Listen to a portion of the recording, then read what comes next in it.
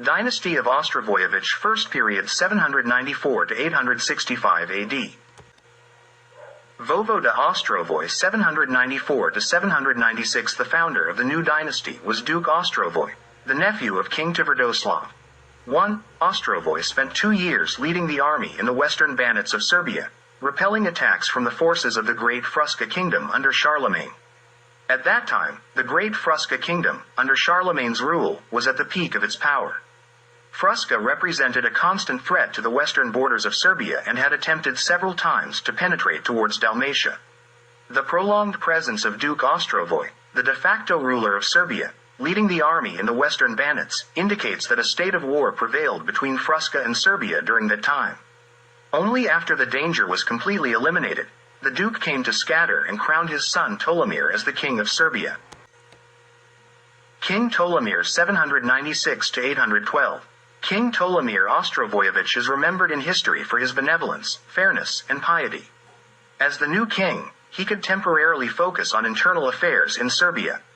Charlemagne once again waged war against the Avars, defeated them, and captured their camp known as Ring, which was the mobile Avar capital in the plains of western Pannonia.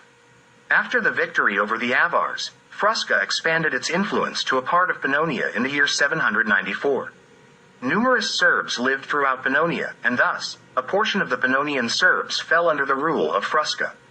Vojimir, the Serbian Zupan of western Slavonia with a seat in Sisak, accepted the alliance with Fruska and fought alongside them against the Avars. After the victory over the Avars, Vojimir had to submit to vassalage under Charlemagne. This incident indicates that the Fruska state did not honor agreements with its allies but imposed its will after victory. The Fruska state was characterized by its loyalty to the Roman Church and intolerance towards other churches. In 799, the Fruska forces attempted to forcibly convert the Avars, leading to a significant Avar rebellion. The Fruska army suppressed the rebellion and forced a portion of the Avars to convert. In the same year, the Fruska army, led by Margrave Eric, attacked Serbia from the direction of Istria. However, Eric's forces were defeated, and he was killed in battle near Tersat. In the following years, 800s, the Fruska forces renewed their attacks with large armies and occupied the western regions of Serbia, stretching all the way to Liburnia, near the Zjarmanja River. As the Fruska forces entered the coastal region, including the Kvarner area, they came into conflict with the Byzantine Empire, the protector of free coastal cities. The Pannonian Serbs, who were previously under the Avars, were freed from these barbaric hordes and now expelled the remnants of this people from their land. As a result, they were compelled to seek assistance from Charlemagne in the year 805 to be allocated some land for settlement. Charlemagne granted them the opportunity to settle along the eastern border of his empire, in the regions of Upper Posavina, and to the north, reaching present-day Slovakia. On this territory, Charlemagne established a new administrative unit called the Avar March. It seems evident that Charlemagne intended to use the Avars as a living barrier against the Serbs. The power of the Avars was destroyed, their horde dispersed, and they no longer posed any significant threat. Only the Avar population remained, settled in several lands, like oases, dispersed at various distances from one another. Their oases extended in the form of an interrupted chain from southern Poland, through Krakow, across Czechia and Slovakia, to western Slovenia and Dalmatia. In Dalmatia, Avar settlements were located in the region of Liburnia. Since Carinthia was also one of the Serbian lands where the Avars settled, it can be concluded that the remnants of the Avars were settled exclusively in Serbian territories. However, from this time onward, the Avars are no longer mentioned by their previous name but by the name Croats. This change of name, occurring wherever the Avars were present, can only be explained by the fact that the Avars referred to themselves with a name similar to the first mentions of the Croatian name, such as Horvati, Hrvati, Hrvati, or Harvarati. The name, Avars, in its original form comes from Greek writers, and it is well known that Greek writers almost never correctly spelled foreign names. We have seen that the Serbs did not call the Avars by that name but rather, Obrai. As we have seen with Serbian names, Greek writers frequently distorted them in various ways. The Serbs were a people who lived together with the Greeks for centuries. Therefore, it is not surprising that Greek accuracy in writing the names of other peoples was questionable. In one of the mentioned examples of the first Croatian names, the name of the Avars can be clearly found as Harvarati. When the Frisian Empire was at the peak of its power, its influence was very strong in Dalmatia. As a result, the bishops of Zadar, Trogir, Split, and Dubrovnik requested the protection of Charlemagne in 806. Until then, these cities had been under the protection of the Byzantine Empire. Charlemagne gladly accepted them under his protection, but this alliance did not last long. Soon after, the Byzantine Empire, the strongest maritime power in the Mediterranean, defeated the Frusca naval forces, and these cities changed protectors again. In 812, there was an attack on Serbia in the region of eastern Slavonia and Sram. King Ptolemir defeated these attackers and drove them out of these regions. However, it remains unclear who these attackers were. Some historians mention them as Ugari, but they could not have been Hungarians, Ugars, because the Magyars had not yet arrived in Pannonia. King Pribislav, from 812 to 815. As much as Ptolemir, his father, was famous for his benevolence and high virtues, Pribislav was renowned for his vices and debauchery. This king did not care at all about the state or the people, leading to disorder and rebelliousness in Serbia. The biggest rebellion occurred in Bosnia, where the people revolted under the leadership of their Ban, governor. King Pribislav came with his army to Bosnia to suppress the rebellion. However, as soon as he arrived, his army refused to obey him, and it was there that the king was killed in 815. King Krepimir succeeded his father Pribislav, and he was the complete opposite of his father. Krepimir was one of the greatest rulers of the Oshtrivojević Dynasty. When he ascended to the throne of Serbia, he found disorder and chaos throughout the state, and it took him several years to establish order, peace, and reorganize the state services. Afterward, Krepimir pushed back the Frisian Empire from Serbian lands and restored the territorial integrity of Serbia. Following the death of Charlemagne in 814, his vast empire began to fragment and weaken rapidly. Despite the efforts of the Roman Church, which had declared it the Holy Roman German Empire, the empire faced the fate often seen in history. Fast-built empires do not survive their creators. Illiterate Charlemagne had created this empire through conquest, without knowing how to govern and preserve the conquered lands after his sword was no longer present.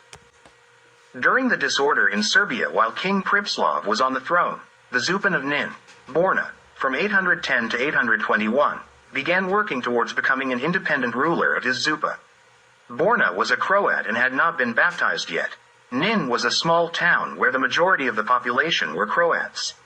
There were other Croats in several small Zupas in Liburnia, living more or less mixed with Serbs.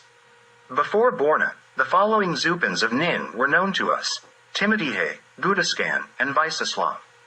Timotije was a Serb, Gudaskan was a Croat, and Visaslav, from 800 to 810, was a Serb and a Christian.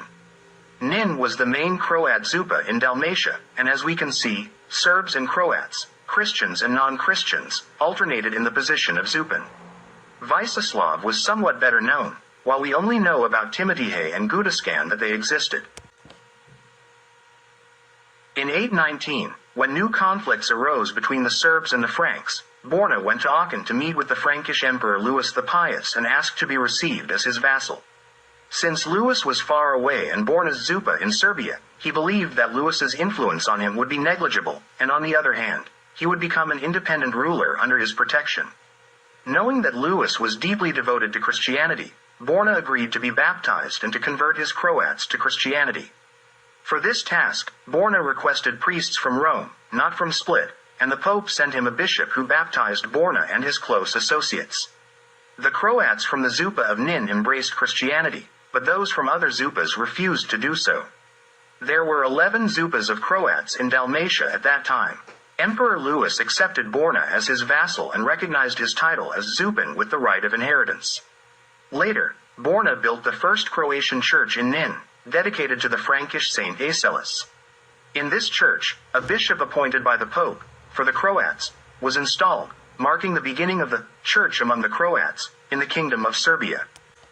The successor of Zupan Vojnomir in Sisak was Zupan Ljudevit, who, like his predecessor, was a vassal of the Franks.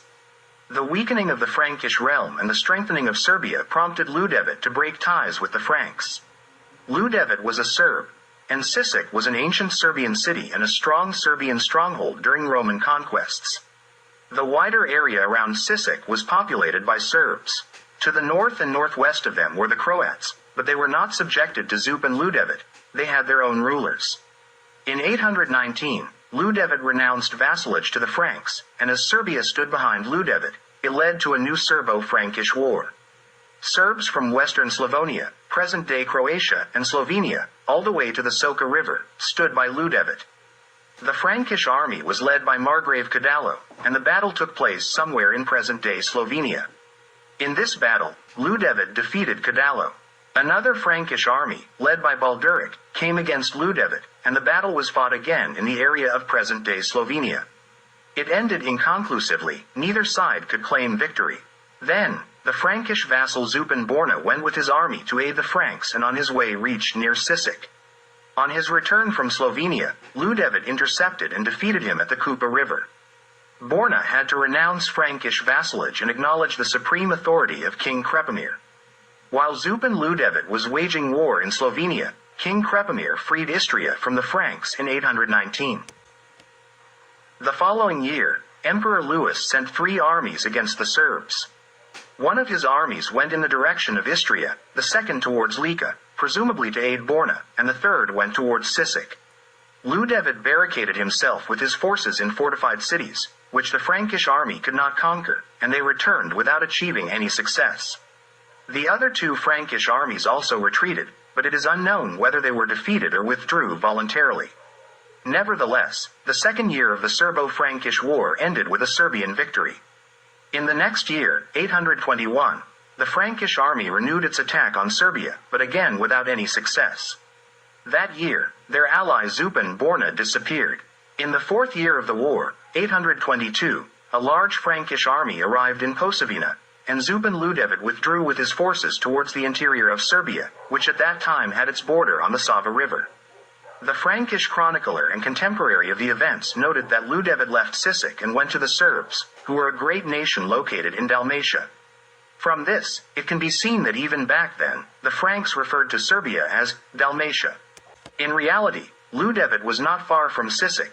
He was somewhere in Bosnia, where King Krepomir gave him the position of Župan to prepare for a new confrontation with the Franks.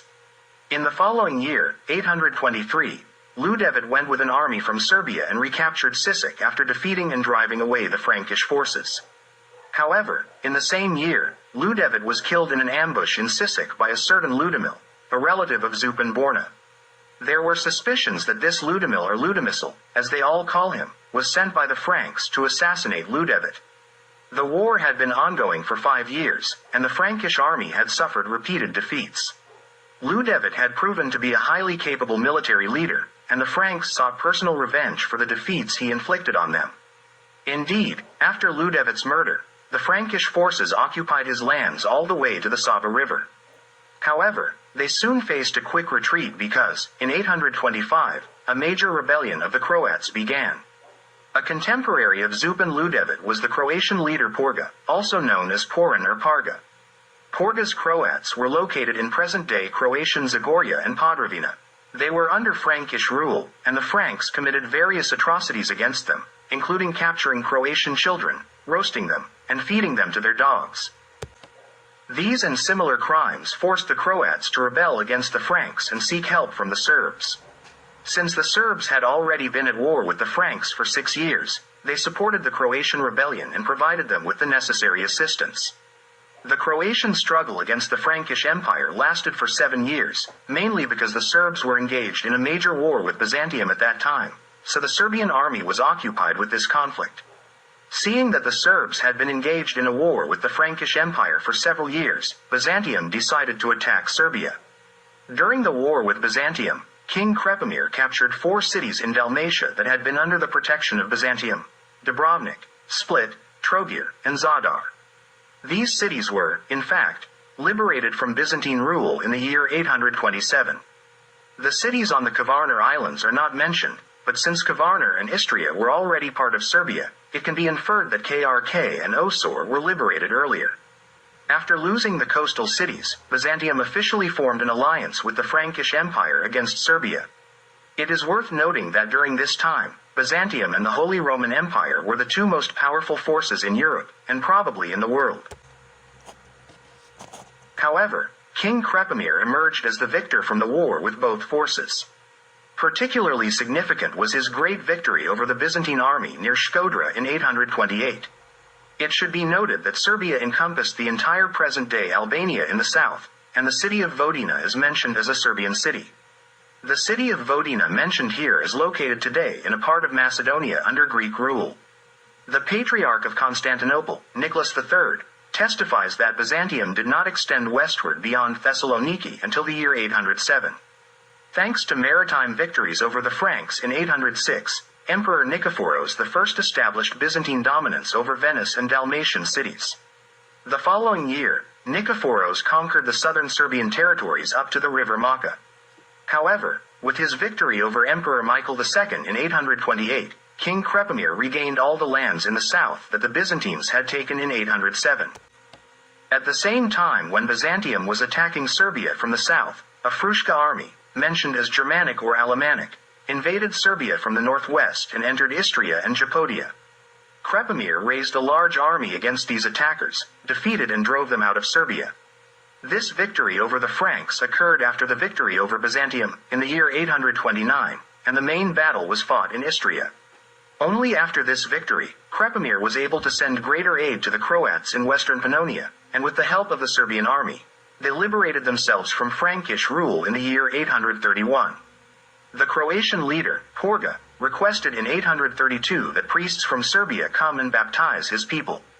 To assist or intervene in this matter, Pope Gregory IV sent some priests who spoke the Serbian language to the Archbishop of Split, Peter III. From this, it can be concluded that the Croats in western Pannonia were already speaking the Serbian language at that time. The same year, Porga died, and the new leader of the Croats, who some say held the title of Duke, was named Mislav. The Serbian Zupan in western Slavonia, with his seat in Sisak, during these events, was Radomir, reigning from 829 to 838 AD. After a series of defeats on the battlefield, the Holy Roman Empire sought ways to establish peace and friendship with Serbia. To achieve this, a relative of Emperor Ludwig offered the hand of his daughter to Svetozar, the son of Krepomir. The Serbs accepted this offer, and Svetozar married the Frankish princess, thereby establishing peace between Serbia and the Franks. The new Zupan of Nin, succeeding Borna, was Vladislav, reigning from 821 to 835 AD. For Vladislav, we cannot definitively say whether he was a Serb or a Croat. The Fruška Emperor Ludwig recognized Vladislav's title of Zupan as hereditary, although Vladislav was not his vassal. He was appointed to this position by King Krepomir. However, the Nin eparchy, led by a chaplain, for the Croats, remained under the authority of Rome, while all other eparchies in the territory of Serbia were under the authority of Constantinople. The Dalmatian Croats had neither religious nor political ties with the Pannonian Croats. They were completely separate. As for the Pannonian Croats, after their liberation from Frankish rule, it is not known whether they acknowledged the supreme authority of the King of Serbia or were merely in an alliance with Serbia. What is certain is that there were strong connections between them and Serbia, and they were under Serbian protection. King Svetozar AD 840 to 858. Svetozar, the son of the great King Krepomir, succeeded him as the ruler of the powerful and well-organized Serbia. In the same year of Svetozar's ascension to the throne, Serbia had a conflict with Venice. The maritime trading state of Venice, which Serbs called Mleči, was a significant naval power at that time.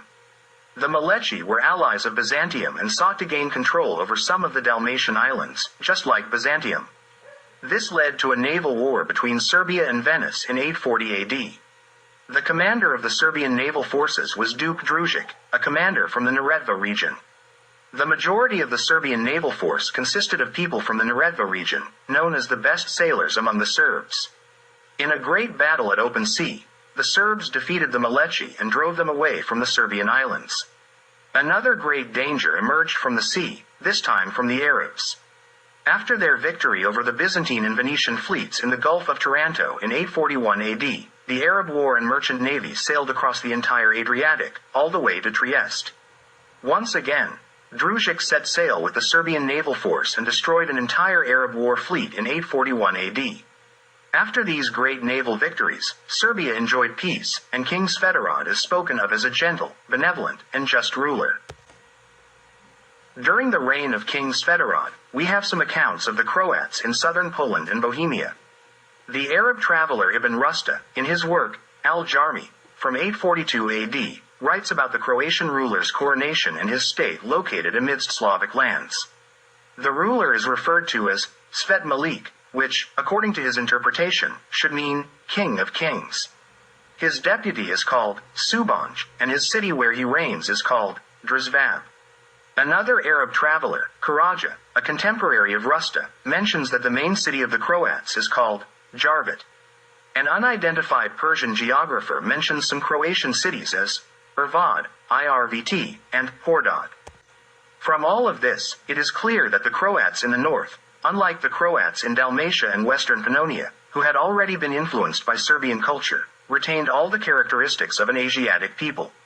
Malik, or Melik, is a term for a lord, ruler, king, or similar among the peoples of the Middle East and Central Asia. This notion of a ruler of rulers also originates from Central Asia and is entirely foreign to the Serbian and European world. Even today, in Iran, a ruler is called Shahin Shah, which means King of Kings. The names of Croatian cities such as Jarvat, Irvad, and Hordad are also names typical of Central Asia. Contemporary Croatian historians consider the Croats to have originated from Iran. Based on the current level of historical knowledge, it is not possible to precisely determine their ancient homeland, whether it was indeed Iran or some neighboring country in Central Asia. The only thing that can be proven now is that they originated from those regions. Identifying the exact place of their origin is not the subject of this book. For the Croats in Dalmatia, King Svetogod appointed a separate Zupan named Tjarpomir, who held the title of Zupan of the Croats, from 845 to 864 AD. This was something new because based on his title, it can be inferred that he was the Zupan of all Croats in Dalmatia, not just of the Nin Zupa. He did not reside in Nin, but in various places, most frequently in purely Serbian cities. His Zupa did not have a separate Croatian territory. He was the Zupan of the Croats regardless of where they were located. King Radoslav I, 858 to 863, King Svetogod was succeeded by his son Radoslav, the first of his name, who remained known in history as a kind and benevolent person. In the powerful and well-organized Serbia of that time, he believed that a strong royal authority was not necessary and that he could rely on the conscientiousness of higher state officials. However, some bands abused the king's kindness, like Ban Selimir, the Ban of Lika and Kurbava, who defied the king's authority in 862.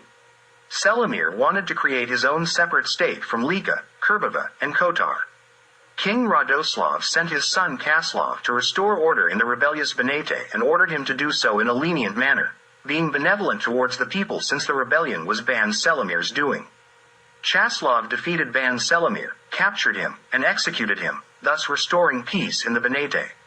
Later, in 882, King Radoslav came to Kotar, where the people welcomed him with great enthusiasm. He began to reprimand and punish military officials who had imposed order and peace with a firm hand, which caused great dissatisfaction and rebellion in the army. The rebels, led by chieftain Milutin, wanted to overthrow the king.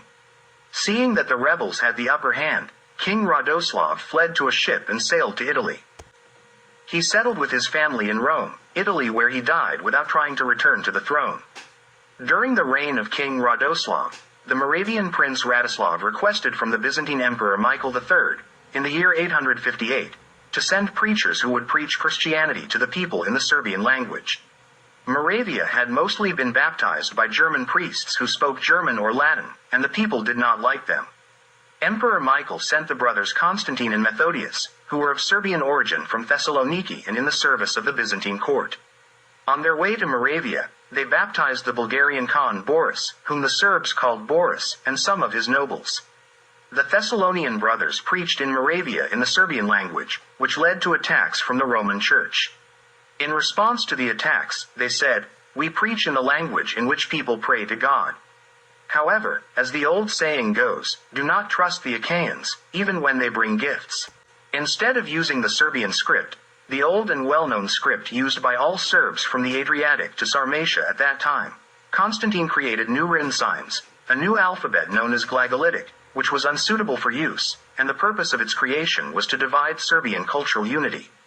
This was in line with the policy of the Byzantine court and the atavistic Greek hatred and envy towards the Serbs. Saint Jerome used the Serbian script, which was not called an alphabet but a bukvika, for translating Christian books into the Serbian language. Similarly, the Gothic bishop Ulfilas used a type of Serbian script for church and religious needs. Later, with the help of the Serbian clergy, the Greek clergy declared the Serbian script as Cyrillic, in honor of Constantine, the creator of Glagolitic, whose monastic name was Cyril. Relying on this deceit, various accusations were spread against the Serbs, even today, claiming that they had no literacy and were not even Christians until Byzantine agents came and brought them literacy and faith.